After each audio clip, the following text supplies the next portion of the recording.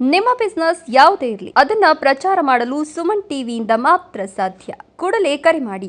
Welcome to Suman TV. ವೀಕ್ಷಕರೇ, ಇಲ್ಲಿ ಕಾಣಿಸ್ತಿರೋ ಹುಡುಗಿ ಹೆಸರು ಪ್ರೇಮ. ಕೆಲವೊಂದು ವಿಡಿಯೋದಲ್ಲಿ ಈ ಹುಡುಗಿ ಬಗ್ಗೆ ನಿಮಗೆ ಹೇಳಿದ್ವಿ. 4 ವರ್ಷ ಪ್ರೀತಿಸಿ ಪ್ರೇಮ ಜೊತೆಯಲ್ಲಿ ಚೆನ್ನಾಗಿ ಓಡಾಡಿ ಸಹಜೀವನ ಮಾಡಿರೋ ವಿಡಿಯೋನ ಇಟ್ಕೊಂಡು ಮದುವೆ ಆಗದಿರ ಮೋಸ ಮಾಡಿರುವ ಅಂಬರೀಶ್ ಈಗ ಈ ಅಂಬರೀಶ್ ಮನೆ ಮುಂದೆ ಕೂತ್ಕೊಂಡು ಪ್ರೇಮ ಅನ್ನೋ ಹುಡುಗಿ ಧರಣಿ ಮಾಡ್ತಿರೋ ಸ್ಟೋರಿಯಲ್ಲಿ ಬಿಗ್ ಟ್ವಿಸ್ಟ್ ಇದೆ. ಅದೇನಪ್ಪಾ ಅಂದ್ರೆ, ಪ್ರೇಮ ಅವರ ಕುಟುಂಬಸ್ಥರು ಮತ್ತು ಹಲವಾರು ಸಂಘಗಳು ಚಿಕ್ಕಬಳ್ಳಾಪುರ ಡಿಸಿ ಆಫೀಸ್ ಮುಂಭಾಗ ಪ್ರತಿಭಟನೆಗೆ ಕೂತಿದ್ದಾರೆ.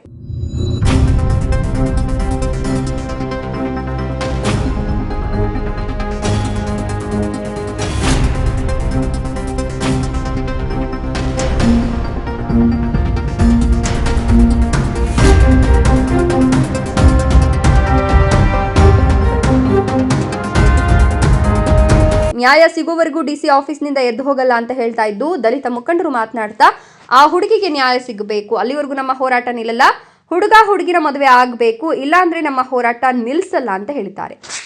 ನಮಸ್ಕಾರ, ನನ್ನ ಹೆಸರು ಭರತ್ ಅಂತೇಳಿ, ಕರ್ನಾಟಕ ದಲಿತ ಜನಸೇನಾ ರಾಜ್ಯಾಧ್ಯಕ್ಷರು. ಇವತ್ತು ಪ್ರತಿಭಟನೆಯನ್ನ ಏನು ಹಮ್ಮಿಕೊಂಡಿದ್ದಾರೆ. ಈ ಪ್ರತಿಭಟನೆ ಭಾಗವಾಗಿ ನಾವು ಕೂಡ ಇವತ್ತು ಕರ್ನಾಟಕ ದಲಿತ ಜನಸೇನೆ ವತಿಯಿಂದ ಈ ಪ್ರತಿಭಟನೆಗೆ ನಮ್ಮ ಬೆಂಬಲವನ್ನು ಸೂಚಿಸಿದ್ದೇವೆ. ಏನಕ್ಕೆ ಅಂದ್ರೆ, ಒಬ್ಬ ದಲಿತ ಹೆಣ್ಣು ಮಗಳಿಗೆ ಅನ್ಯಾಯ ಆಗಿರ್ತಕ್ಕಂಥ ಉದ್ದೇಶದಿಂದ ಆ ಹುಡುಗಿಗೆ ನ್ಯಾಯ ಕೊಡಿಸ್ಬೇಕು, ಆ ಹುಡುಗಿ ಪರ ನಿಲ್ಲಬೇಕು, ಮತ್ತೆ ಈ ಯಾರು ಅನ್ಯಾಯ ಮಾಡಿದರೆ ಅವರಿಗೆ ಶಿಕ್ಷೆ ಆಗಬೇಕು ಎಂಬ ನಿಟ್ಟಿನಲ್ಲಿ ನಾವೆಲ್ಲರೂ ಸೇರಿ ಇವತ್ತು ಪ್ರತಿಭಟನೆಯನ್ನು ಹಮ್ಮಿಕೊಂಡಿದ್ದೀವಿ.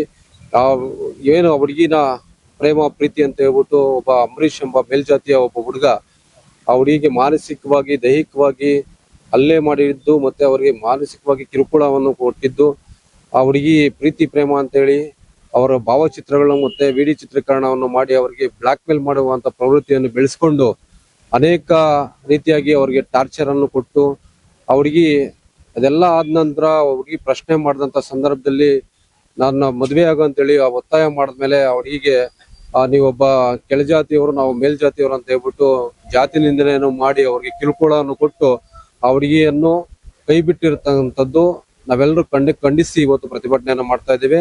ನ್ಯಾಯ ಕೇಳೋದಕ್ಕೆ ಆ ಹುಡುಗಿ ಹೋದಾಗ ಆ ಹುಡುಗಿಗೆ ಹಲ್ಲೆ ಮಾಡಿ ಮತ್ತೆ ಜಾತಿ ನಿಂದನೆಯನ್ನು ಕೂಡ ಮಾಡಿರ್ತಾರೆ. ಅದ್ರ ಪರವಾಗಿ ನಾವು ಇವತ್ತು ಅದ್ರ ವಿರುದ್ಧವಾಗಿ ಪ್ರತಿಭಟನೆಯನ್ನು ಮಾಡ್ತಾ ಇದ್ದೇವೆ.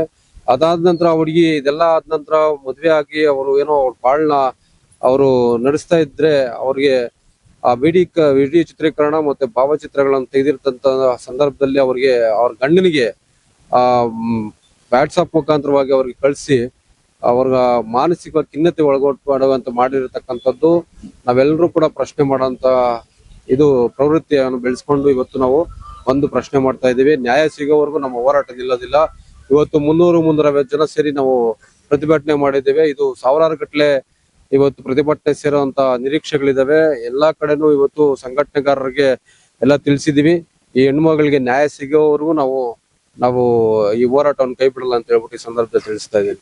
ಹಲವಾರು ಮಹಿಳೆಯರು ಈ ಹೋರಾಟಕ್ಕೆ ಬೆಂಬಲ ಕೊಟ್ಟಿದ್ದು, ಕಾದು ನೋಡೋಣ ಈ ಹುಡುಗಿಗೆ ನ್ಯಾಯ ಸಿಗುತ್ತಾ ಇಲ್ವಾ ಅಂತ.